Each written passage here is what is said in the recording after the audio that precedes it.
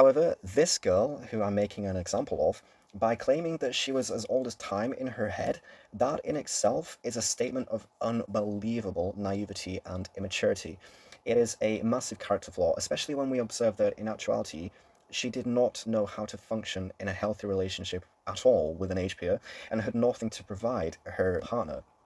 Upon leaving this relationship for an elderly man, she jumped from one relationship to another, which that's so unhealthy. You're just going to be carrying your problems over to a new relationship. It's an unstable foundation from the very beginning. It's just, you don't do that. It's called monkey branching. Don't ever do that. If you're going to leave a relationship, you need to leave it to be alone so that you can have time to reevaluate yourself, your situation, reflect, and address any problems that lie within yourself, and grow as a person before you even consider getting into a relationship with another human being. Because obviously something went wrong with the first relationship, and you need to figure out what that was so that you can not make the same mistake in this next relationship, and so that you can learn how to actually provide something to this relationship.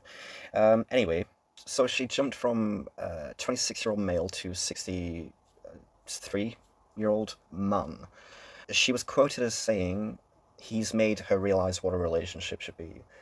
Okay, so again, we're presented with such a vast amount of contradictions. Essentially, we can see that this girl is a mess. She believes because she functions as an academic that she is beyond her age group and only relates to elder men who quote unquote understand and quote unquote relate to her.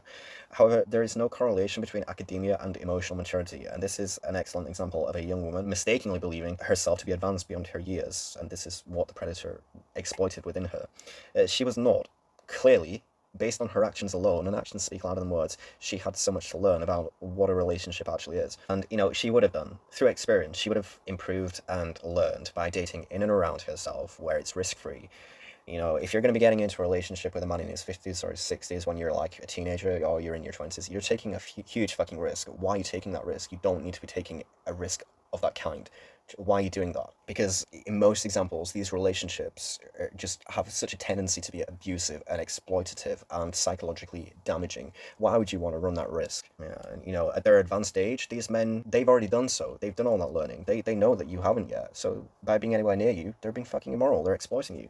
This man could see these explicit instabilities and naiveties within her, and subsequently was exploitative of her issues by being anywhere near her. By relation, he's a manipulator. So from the very infancy of this quote-unquote relationship, he has shown characteristic tendencies to be controlling, manipulative, and exploitative. So what is it going to be like when you're in a relationship with him?